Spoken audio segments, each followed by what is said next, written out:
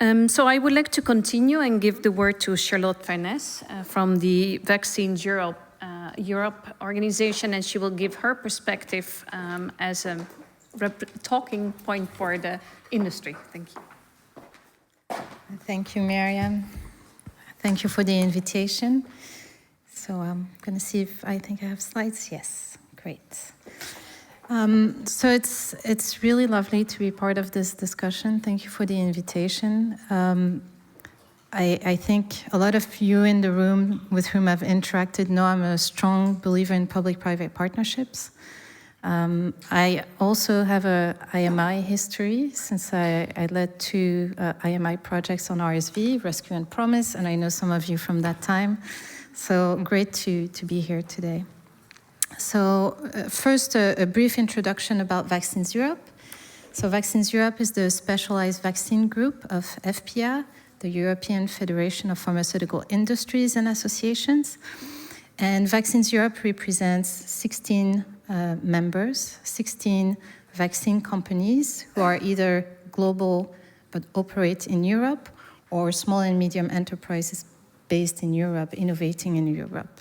And I've seen in the room representatives from HIPRA, from GSK, from J&J, who are all members. So our members really innovate on vaccines, and our mission at Vaccines Europe is to foster this innovation, but also the value recognition of life course immunization in Europe to protect populations against evolving threats.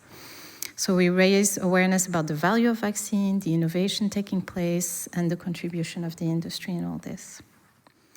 And one way that we do this, and I thought I would start with this because we're talking about looking forward, is every year we run an annual update of our Vaccines Europe pipeline review, which looks at all vaccines and prophylactic monoclonal antibodies against infectious diseases that are in development by our 16 member companies. So we look at phase 1, 2, and 3.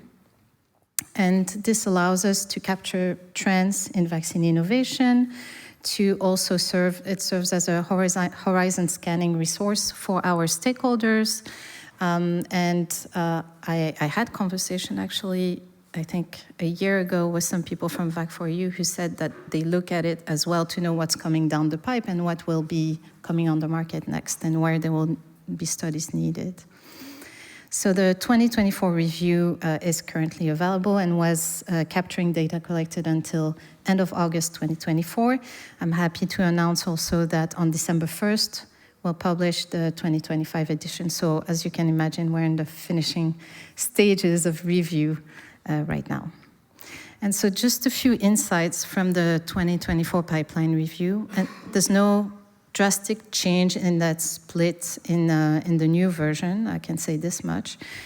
There was 98 vaccine candidates, and when I say vaccine, there's actually within those 2 prophylactic monoclonal antibodies using 12 different technologies. And so we see that about 42% of the pipeline are vaccine candidates addressing diseases for which no vaccines have been registered before. And the rest are aiming to further develop vaccines or find new approaches to target a disease. And so that can increase, that can be increasing the breadth of coverage by increasing the number of strains the vaccine protects against, expanding use to a new population, improving formulation, or developing combo vaccines, for example. A few examples out of the 2024 pipeline. These are some of the targets, new targets that are addressed by our members, and some of the targets for which there are already registered vaccines, but where further development is ongoing. And of course, here we only address phase 1 to 3 clinical trials, but there's, of course, post-marketing studies ongoing on a lot of those vaccines. And so in preparation for this meeting, and also in discussions we've had over the past couple years with various stakeholders in the ecosystem, we see that Europe's vaccine evidence readiness there are several requirements and there are some challenges. And I'm not going to go in detail because I think a lot of this was addressed in the previous panel. A lot of those messages came through. I heard Peter addressing real-time availability of data as being a challenge. We know vaccination status of vaccine brands is an issue as well, that there are certain issues with funding as well, but we see also that uptake level can have an impact on estimates, and that overall one of the key challenges in Europe is the fragmentation of our ecosystem. But I think it can also be an opportunity because we've heard before, and I think again this was Peter saying, that in some Nordic countries there's really good data systems. Why don't we learn from them and try to implement this example broadly in Europe? And I think this is the beauty of having a heterogeneous ecosystem, is that you have different ways of doing things in different parts of Europe, and if you can learn from that and implement best practices, then you can learn. Something that's really at the heart of immunization programs and vaccine development is this shared public health goal of infectious disease prevention.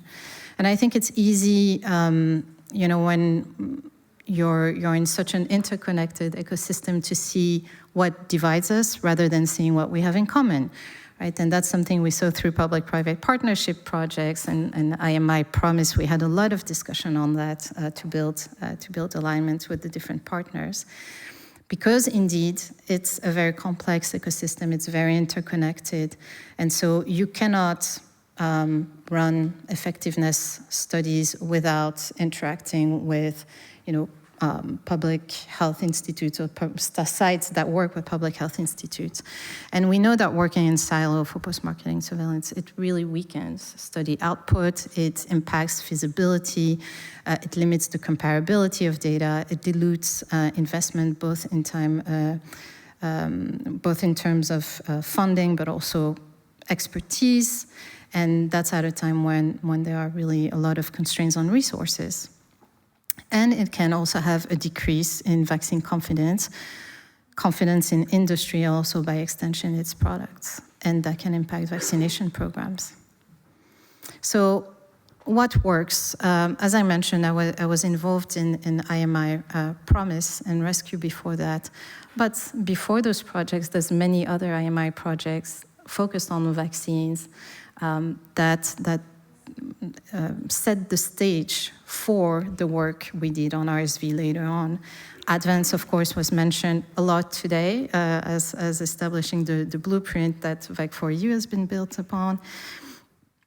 Drive was also a really interesting project, bringing together industry and public partners to try to assess if robust influenza vaccine effectiveness estimates could be generated.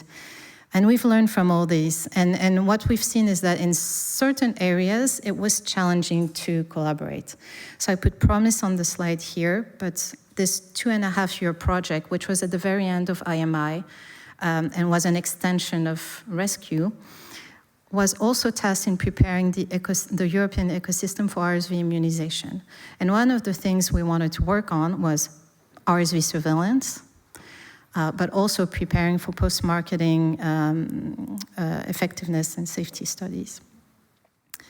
And it took us, I think, between a year and a half to agree on rules of collaboration within an IMI project that was already co-funded on what we could work on together, when we could be, as industry, involved in the conversation, when we had to step out of the room, where we could provide input and how.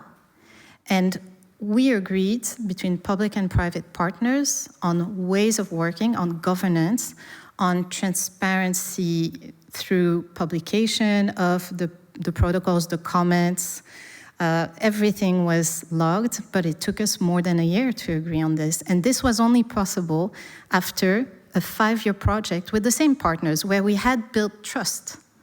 So that tells you how difficult this can be. But I'm hopeful, and I think VAC4EU is demonstrating that can be used, that those learnings can be used. Also want to mention Become, which is an initiative standing for Beyond COVID-19 Monitoring Excellence, which was created in 2022 as a multi-stakeholder scientific forum on pharmacovigilance and pharmacoepidemiology. And this group actually published recommendations. I know some of you in the room were involved in this. And I'm mentioning that paper, of course, Heather, and Vincent, I think, is also in the room. And we presented this as Vaccines Europe. We presented the learnings from this to the EMA Industry Standing Group a few months ago. And the decision was to further discuss this with the Emergency Task Force. So I think this tells you that I think as long as we continue engaging and we learn from those experiences, we can, I think, build concretely, pragmatically, and find solutions for the future. So to finish off and open to the next speaker. So of course, scientific excellence is key, and we heard this morning how much the current context is making this even more important. It's really important to support evidence-based decision, but real science, not pretend science, right? And I think this takes a lot of experts in the room to agree on. Clear and consistent communication across stakeholders is paramount to safeguard public trust. We heard that a lot. Recognizing the expertise and experience of each stakeholder and work collaboratively, that's a key learning from those public-private partnerships that also involved patient representatives, and improved data infrastructure, in particular digital vaccination registries, providing the right level of granularity and shared nomenclature. So a few learnings, nothing groundbreaking. I think we've heard this before, but at least that means we're aligned.